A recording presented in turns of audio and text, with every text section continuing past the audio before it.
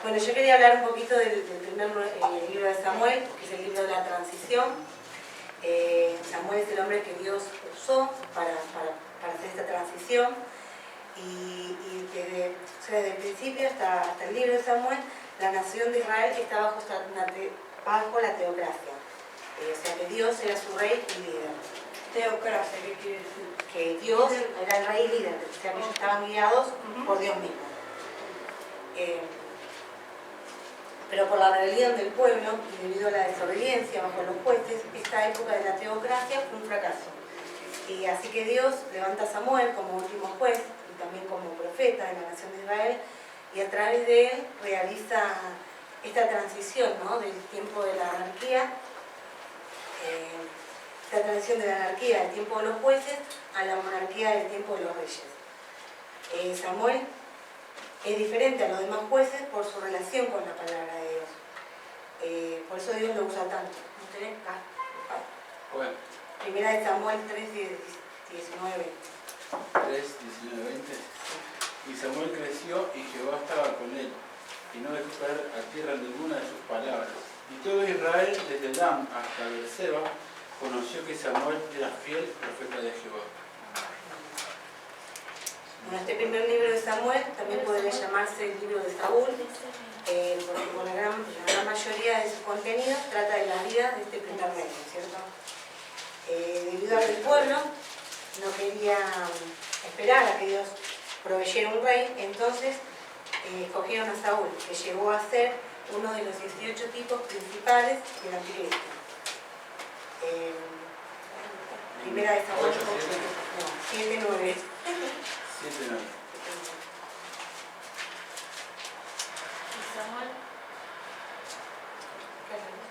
Y Samuel tomó un cordero de leche y lo sacrificó entero. No, ese no es. Primera de Samuel 8, del 7 al 9. Perdón. 8, del 7 al 9. Y dijo Jehová a Samuel: oye la voz del pueblo en todo lo que te diga, porque no te han desechado a ti, sino a mí me han desechado para que no reines sobre ellos, conforme a todas las obras que han hecho desde el día en que los saqué de Egipto hasta hoy, dejándome a mí y sirviendo a dioses ajenos. Así hacen también contigo. Ahí. Hasta el 9. Ahora pues oye su voz, mas protesta solemnemente contra ellos, y muéstrales cómo les tratará el rey que reinará sobre ellos. Amén. Bueno, como decía antes, Israel no quería esperar a que Dios proveyera este rey, el rey que tenía preparado, entonces Dios les dio un rey conforme al corazón de ellos mismos, ¿cierto? Y le dio a Saúl.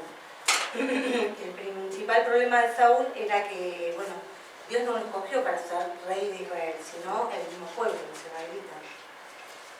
El testimonio de Saúl con la palabra de Dios era diferente al de Samuel, y por eso Dios lo quitó del reino para dárselo a otro mejor que él. ¿Quién me puede leer? Primera de Samuel 15, 23.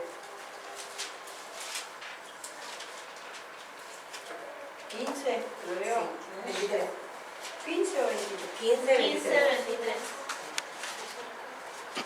Ah, no, qué mal estaba mal yo. ¿Por qué? Mira vos que yo estaba adelante. Porque como pecado de adivinación es la rebelión, y como ídolos e idolatría la obstinación. Por cuanto tú desechaste la palabra de Jehová, él también te ha desechado para que no seas rey. Y ahora si me pueden leer también el 15 y 28. Entonces Samuel le dijo: Jehová ha rasgado hoy de ti el reino de Israel, y lo ha dado a un prójimo tuyo mejor que tú. Bueno, Dios tenía en mente otro, ¿no? Uno de los 21 tipos principales de Cristo. Es primera de Samuel 16, 13. Y Samuel tomó el cuerno del aceite y lo ungió en medio de sus hermanos. Y desde aquel día adelante el Espíritu de Jehová vino sobre David. Se levantó luego Samuel y se volvió a Rama. David entonces es el rey que realmente Dios escoge. David sabemos que era pastor, músico, poeta, como el que más clase pasada era el poeta más grande de toda la historia de la humanidad hasta el día de hoy, ¿no es cierto? También fue soldado, militar, rey, guerrillero, y bueno, y es elegido por Dios, como dije antes, y fue el rey, o sea, el rey más grande de Israel, y es elegido por su corazón. Es antepasado de Jesús, De Cristo. claro, sí. Porque o sea, de Ruth y Boz salió Obed, y Obed es padre de Isaí, y después de Isaí, Isaí es padre de David. Entonces de ahí se marca el linaje real. Y bueno, también nombrado en la Galería de la Fe, en Hebreos 11. ¿Y qué más digo? Porque el tiempo me sería contado de Gedeón, porque el tiempo me faltaría contando de Gedeón, de Barak, de Sansón, de Jefet, de David, así como Samuel y de los profetas, que por la fe conquistaron reinos, hicieron justicia, alcanzaron promesas, taparon bocas de leones, apagaron fuegos impetuosos, evitaron filos de espada, sacaron fuerzas de debilidad, y se hicieron fuertes en batalla y pusieron fuga a ejércitos extranjeros. ¿Por qué es la fe? ¿Cómo? ¿Por qué es la fe? Bueno, y el segundo libro de Samuel es la confirmación, que también se podría llamar el libro de David, porque este trata de la mayoría de todos los hechos de la vida de este gran rey, ¿no es cierto?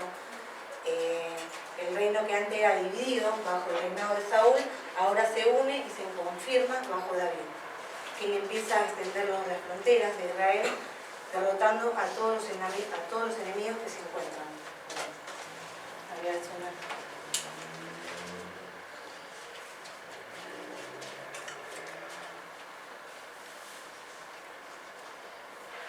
En 2 Samuel 8:14 dice: y puso guarnición en Edom, y por todo Edom puso guarnición, y todos los edomitas fueron siervos de David, y Jehová dio victoria a David por donde quiera que fuera.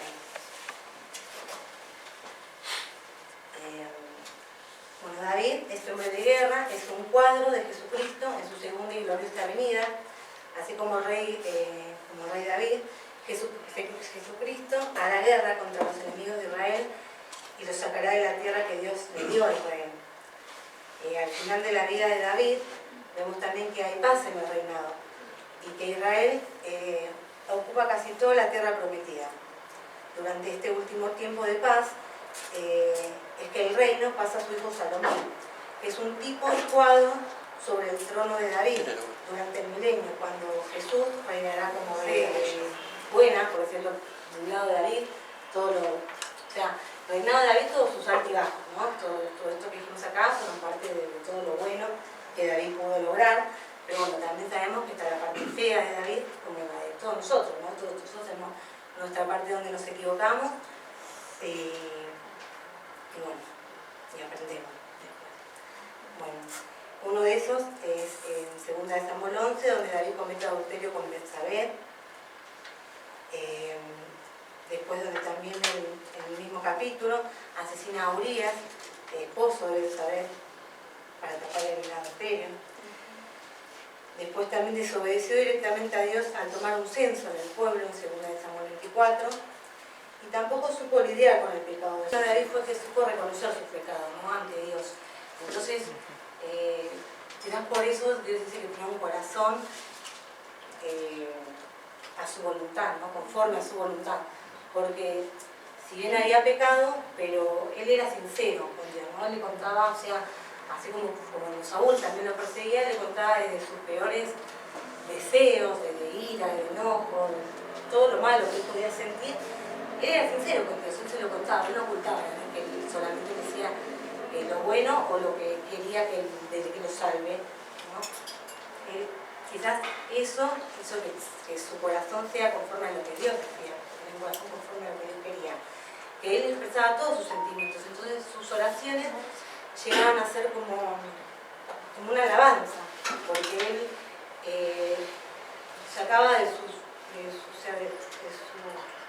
lo más profundo de su ser, todos sus deseos, todos, o sea, sus miedos, sus temores, sus iras, sus enojos, digamos, todo lo bueno que tenía y todo lo malo, él lo ponía delante de Dios. Entonces esto hacía que se presentara ante Dios tal cual era, ¿no? También el reconocer su pecado no significaba que no iba a pasar las consecuencias. Nosotros podemos volvernos a Dios y decirle, bueno, si Dios nos equivocamos, pecamos de tal manera, Dios nos perdona, Jesucristo toma nuestro lugar, ¿no es cierto?, nos perdona, pero eso no quita que nosotros vamos a pasar las consecuencias del pecado. Las consecuencias ahí las tiene que pasar porque, bueno, la paga del pecado es muerte, y aparte porque el pecado acarrea maldición. Y bueno, y Dios no puede hacer eso, entonces eso lo tenemos que pasar nosotros.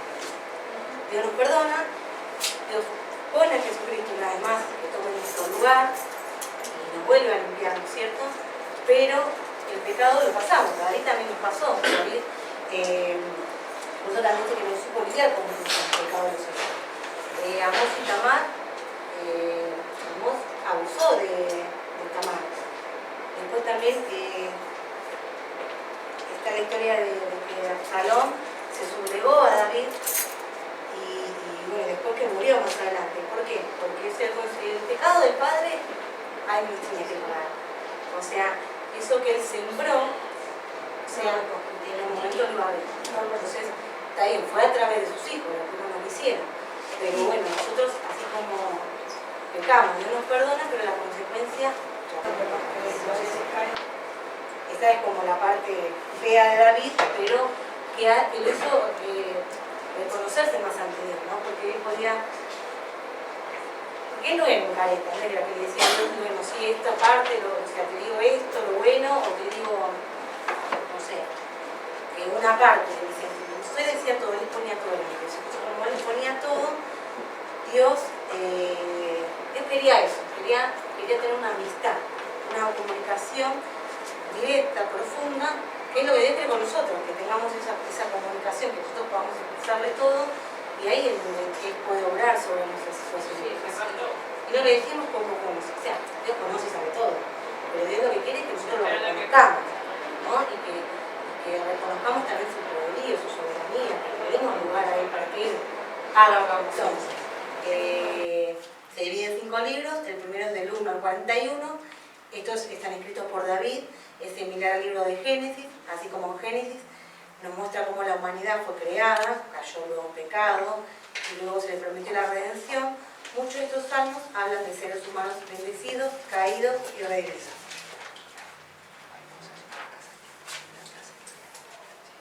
Y después en el libro 2, que es desde el Salmo 42 al 72, también escrito por David, por los hijos de Coré, es similar al libro de Éxodo. Así como en Éxodo se describe a Israel, muchos de estos salmos describen a una nación arruinada y luego recuperada. De la misma manera que Dios rescató a Israel, nos rescata a nosotros. O sea, no tenemos que pensar en cómo solucionar el problema, sino ir a Dios y pedir ayuda. Bueno, el tercer libro de los Salmos, que es del 73 al 89, fueron escritos por Asaf o sus descendientes, y es similar al libro de Levítico. Así como Levítico habla del tabernáculo, de la santidad de Dios, muchos de estos salmos hablan del templo y de la entronización de Dios. Debido a que Dios es todopoderoso, podemos volvernos a Él para pedirle que nos libre, ¿no? Estos salmos alaban a Dios porque Él es santo y porque su perfecta santidad merecen nuestra adoración y reverencia. El cuarto libro, desde el Salmo 90 al 106, fue escrito en su mayoría por autores anónimos y es similar al libro de Números, así como el libro de Números habla de la relación de Israel con las naciones vecinas. Estos salmos a menudo mencionan la relación suprema del reino de Dios con las otras naciones.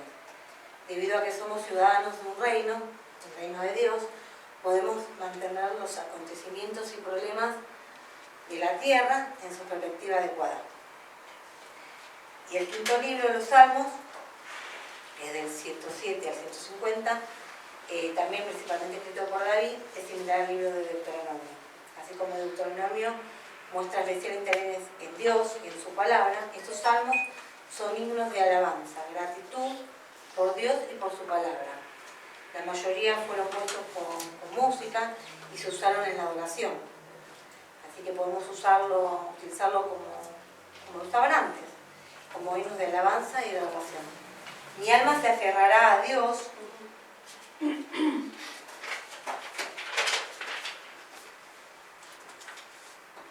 Mi alma se aferrará a Dios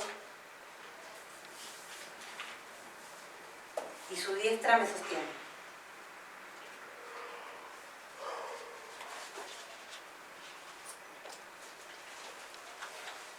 Bueno, después en el Salmo 51,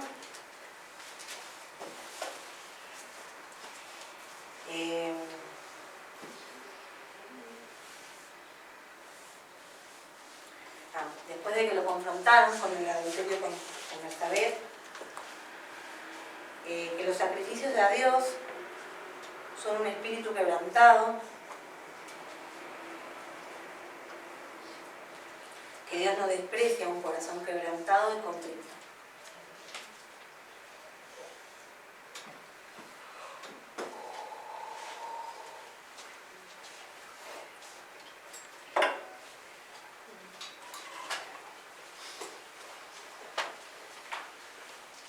Después en Salmo 3,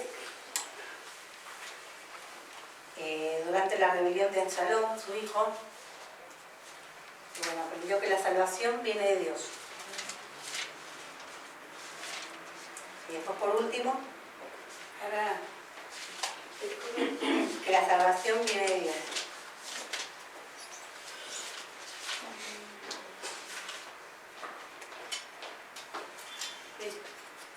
Bueno, en el Salmo 7,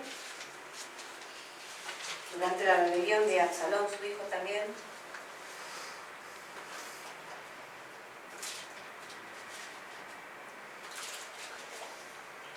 que Dios es un Dios justo, que escudriña los corazones y detendrá la violencia de los malvados. Y hará que los justos estén seguros. ¿Escudriña el corazón?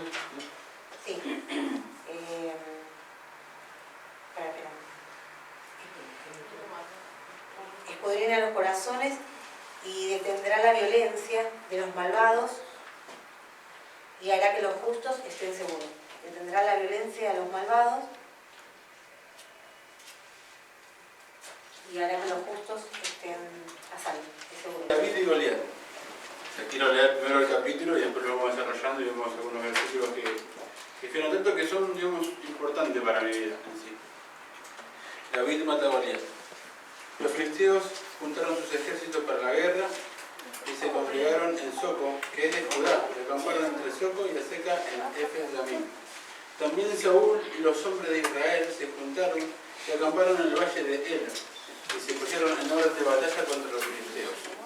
Y los filisteos estaban sobre un monte a un lado, e Israel estaba sobre otro monte al otro lado, y el valle entre ellos. Salió entonces del campamento de los filisteos un paladín, el cual se llamaba Goliat de Gat, y tenía de altura 6 codos y un palmo. Estaba viendo que un codo representa a 45 centímetros, o sea que si lo multiplicamos por 6, este muchacho mide más o menos 2,70 metros. Fíjate. Y bueno, salió entonces del campamento de un paladín, bueno, le hicieron. El 5, y traía un casco de bronce en su cabeza y le llevaba una cota de malla, y era el peso de la cota 5.000 ciclos de bronce. Sobre sus piernas traía grebas de bronce y jabalina de bronce entre sus hombros. El asta de su lanza era como un rodillo de telar, y tenía el hierro de su lanza 600 ciclos de hierros, e iba de su cubero delante de él.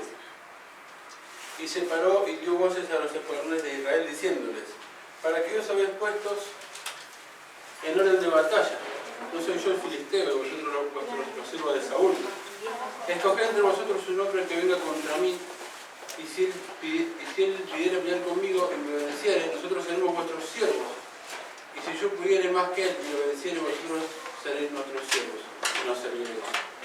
Y añadió el filisteo: hoy yo he desafiado al campamento de Israel, dadme un hombre que pelee conmigo. Y oyendo Saúl y todo Israel estas palabras del filisteo, se turbaron y tuvieron gran miedo. En esta época, pelear uno a uno, como Goliat lo llamaba Saúl, era para no perder, digamos, poder económico y aparte no poder físico también de los hombres. Suponete que había 100 y 100 de cada ejército, el que ganaba, bueno, no sé, perdía de sus hombres algunos y al otro lo matabas todo. Entonces, bueno, que le quedaba muy poca población. Entonces no le convenía, lo que era más fácil era pelear uno a uno y bueno, y después ahí que el que gobernaba quedaba rey de todo ese campamento, como hace acá. Pero yo lo que veía, que Israel se ponía en orden de batalla, o sea, se preparaba para la batalla, pero realmente no podían batallar con nadie el pueblo de Israel, porque en primer lugar estaban sirviendo a Saúl, una persona, no estaban sirviendo a Jehová. Y segundo, es como que Saúl también, digamos, no era un hombre, no era nadie, que encima fue desechado, como decía su nombre, que ya Samuel lo había desechado, por completo, era algo sin sentido para Israel hacer esto.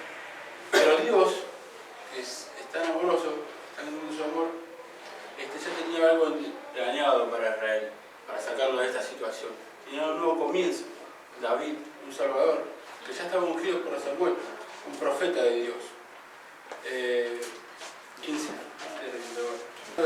Se dice, David era hijo de aquel hombre efrateo de Belén de Judá, cuyo nombre era Isaí, el cual tenía 8 hijos.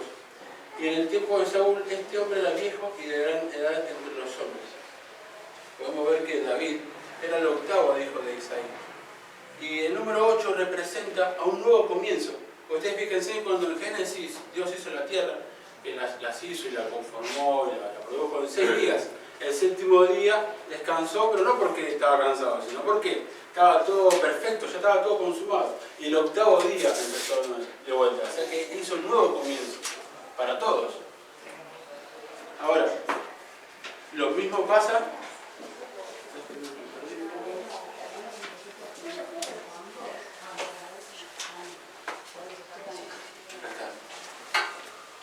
Si nos fijamos, desde el comienzo de la Biblia, lo contamos los 8 primeros libros, el octavo libro es el de Ruth.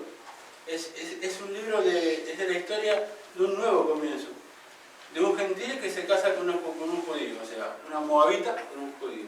Ahí los une Dios. Es un cuadro de la iglesia con Jesucristo. ¿Sí? Es un nuevo comienzo para nosotros, para todos en realidad. Y bueno, seguimos leyendo desde el 13 y seguir. Bueno, los 3 hijos mayores de Isaí habían ido para seguir a Saúl a la guerra, y los nombres de sus 3 hijos habían ido a la guerra. Eran Eliab, el primogénito, el segundo Aminadab, y el tercero Sama. Y David era el menor. Siguieron pues los 3 mayores a Saúl, pero David había ido y vuelto, dejando a Saúl para apacentar las ovejas de su padre en Belén. Venía pues aquel filisteo por la mañana y por la tarde, y así lo hizo durante 40 días. Y dijo Isaí a David, su hijo: toma ahora para tus hermanos una efa de este grano tostado y estos 10 panes, y llevarlo pronto al campamento de tus hermanos. Y estos 10 quesos de leches los llevarás al jefe de los 1000, o sea, Saúl, y mira si tus hermanos están buenos y toma prendas de ellos. Y Saúl y ellos y todos los de Israel estaban en el valle de Ela, peleando contra los filisteos. Y se levantó pues David de mañana, dejando las ovejas al cuidado de un guarda, se fue con su carga como Isaí le había mandado. Y llegó al campamento cuando el ejército salía en orden de batalla, y daba el grito de combate, y se pusieron en orden de batalla Israel y los filisteos, ejército frente a ejército. Entonces David dejó su carga en mano de que guardaba el bagaje, y corrió al ejército, y cuando llegó preguntó por sus hermanos si estaban bien.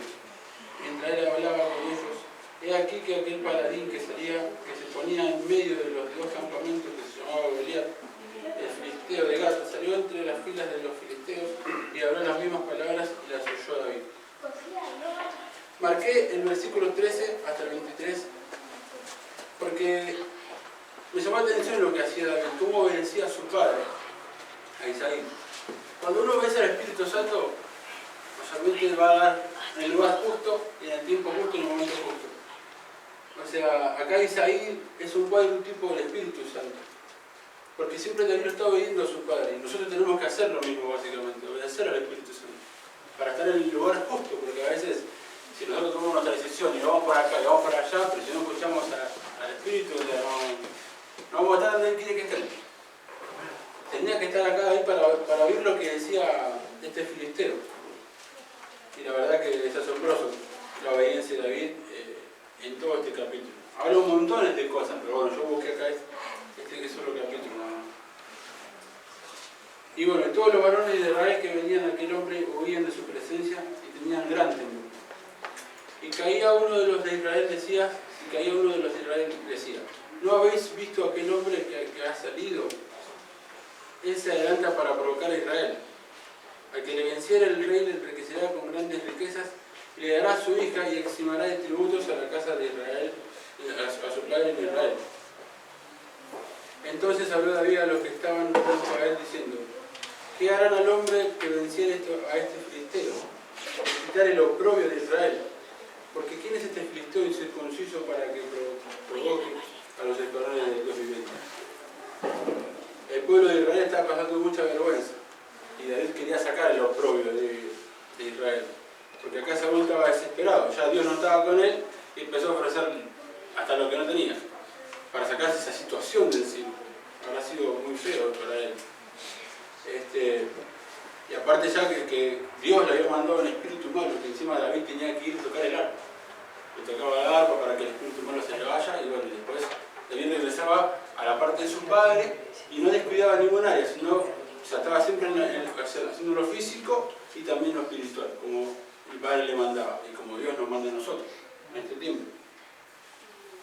Oprobio, me llamó la atención oprobio porque en realidad no sabía qué significaba, y significa, ¿dónde lo noté?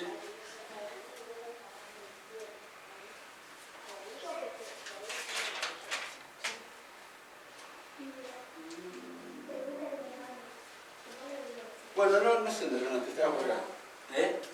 Del otro lado está, ¿no? No, acá tampoco. Oprobio significa, o sea, algo que es como que te hagan pasar una vergüenza en público. Y David no quería eso para el pueblo de Israel, porque era el pueblo de Dios. O sea, ya acá estaba, digamos, estaba encargando el pueblo de Dios y a Dios no le agradaba. Y entonces tuvo que mandar a David, que es un nuevo comienzo. ¿Sí? Y bueno, siguió oyendo hablar Eliab, su hermano mayor, con aquellos hombres, se encendió en ira contra David y dijo, ¿para qué has descendido acá? ¿A quién has dejado aquellas pocas ovejas en el desierto? Yo conozco tu soberbia y la milicia de tu corazón, que para ver la batalla has venido.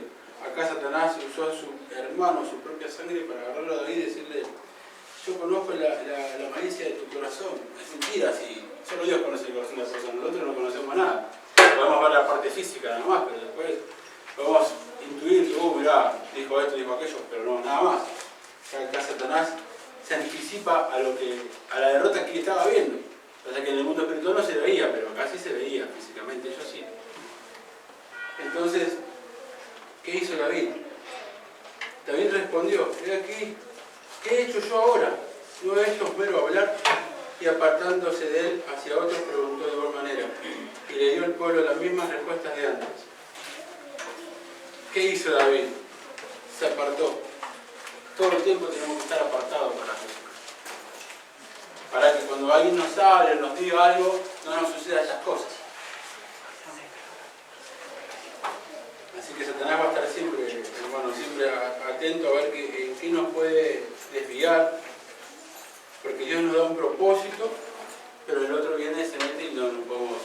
Si lo escuchamos, si no nos apartamos, entonces tenemos que hacer básicamente lo que hizo David, apartarse de todo esto. Y ni contestarle, sino oímos.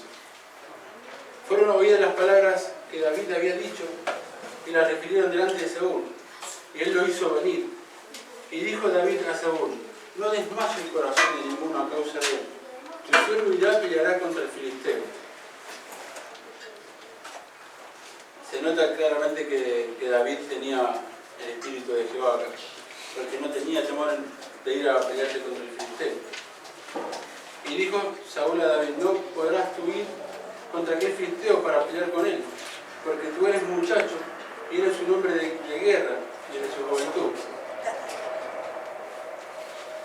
Otra vez Satanás queriéndole meter dudas para que no vaya a la batalla, diciéndole cualquier cosa. Oh, mirá que te vas a enfrentar con ese gigante, mira lo que sos vos a comparación de él. Otra vez David, obediente a su padre, no se iba a desviar del camino. David respondió a Saúl: tu siervo era pastor de ovejas de su padre, y cuando venía un león o un oso, tomaba un cordero de la manada, salía yo tras él y lo hería y lo libraba de su boca. Y si se levantaba contra mí, yo le echaba mano en la quijada y lo hería y lo mataba. Así que si David peleaba con un oso o con un león, a Goliat seguramente lo iba a destrozar. Y le vuelve a repetir a Saúl: fue ese león, fue ese oso, tu siervo lo mataba. Este filisteo incircunciso será como uno de ellos, porque ha provocado el ejército de Dios viviente. Y añadió David: Jehová, que me ha librado de las garras del león y de las garras del oso, él también me librará de la mano de este filisteo. Y dijo Saúl a David: ve y Jehová esté contigo. Hay que tener la confianza que tenía David de acá para ir a enfrentarse a esa batalla, pero sabiendo que la batalla es de él, no nuestra. Ojo, no confundirse, ser obediente en todo lo que Dios nos diga y dar a conocer también estas cosas en la parte espiritual y en lo físico también. Y Saúl vistió a David con sus ropas y puso sobre su cabeza un casco de bronce y la armó de coraza. Y subió David su espada sobre sus vestidos y probó a andar, porque nunca había hecho la prueba. Y dijo David a Saúl: yo no puedo andar con esto, porque nunca lo practiqué. Y David lo echó de sí de aquellas cosas. Una vez más, Satanás le da las armas a David para pelear una guerra terrenal que ni siquiera es nuestra. Por eso David no confió en ningún momento y se quitó todas estas cosas que tenía y tomó su callado en su mano y escogió 5 piedras lisas de arroyo y las puso en el saco pastoril, en el zurrón que traía, y tomó su onda en su mano y se fue hacia el filisteo. Acá David toma 5 piedras. El número 5 representa la muerte. Ustedes se fijan en Génesis 5:5, ahí está la muerte de Adán. Y a la vez también Jesucristo, cuando muere, porque Él da su vida, no es que nadie lo mató, Él mismo da su vida, tiene 5 puntos de lastimaduras en su cuerpo. O sea que en sus manos, en sus pies y en su costado.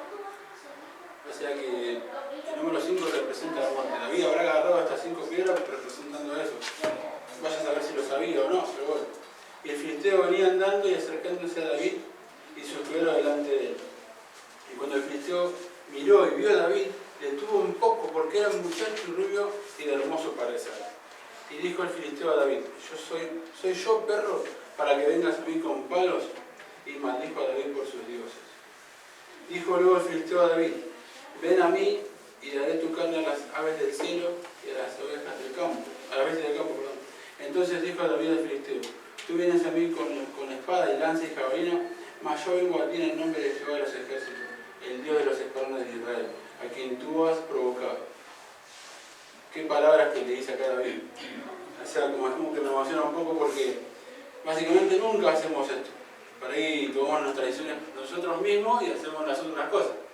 Pero, hermanos, hay que entender que la batalla no es nuestra. Primeramente lo que digo es para mi ojo, dar a conocer a Jesucristo todo el tiempo y a este escuadrón de Jehová de los ejércitos.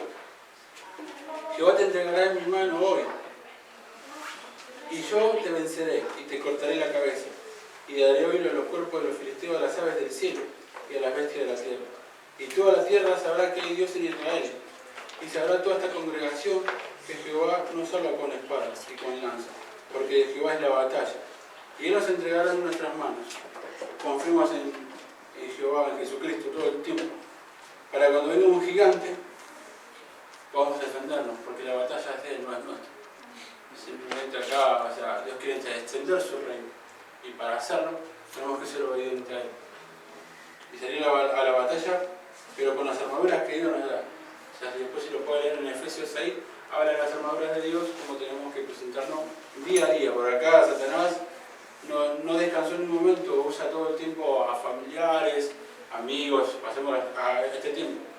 Todo el tiempo va a querer meterte la duda para que no prosigas en el camino de Jesús.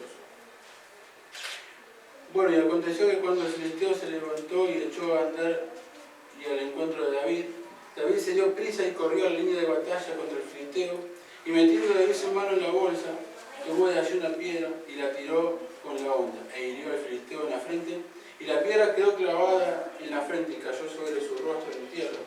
Así venció David al filisteo con honda y piedra, e hirió al filisteo y lo mató, sin tener David espada en su mano. Tenía la palabra de Jehová, el Espíritu Santo tenía. Entonces corrió David y se puso sobre el filisteo, y tomando la espada de él y sacándola de su vaina, lo acabó de matar y le cortó con ella la cabeza. Usó su propia arma para matar. Y cuando los filisteos vieron a su paladín muerto, huyeron. Levantándose luego los de Israel y los de Judá, gritaron y siguieron a los filisteos hasta llegar al valle y hasta las puertas de Ecrón, y cayeron los heridos de los filisteos por el camino de Sanaim, hasta Gat y Ecrón. Y volvieron los hijos de Israel de seguir tras los filisteos y saquearon su campamento. Y David tomó la cabeza del filisteo y la trajo a Jerusalén, pero las armas de él las puso en su tienda. Y cuando Saúl vio a David que salía a encontrarse con el filisteo, dijo a Abed, general del ejército, Abner: ¿de quién es hijo este joven? Y Abner respondió: vive tu alma, oh rey, que no lo sé. Y el rey dijo: pregunta de quién es hijo ese joven. Y cuando David volvió de matar al filisteo, Abner lo tomó y lo llevó delante de Saúl, teniendo David la cabeza del filisteo en su mano, y le dijo Saúl: muchacho, ¿de quién eres hijo? Y David respondió: yo soy hijo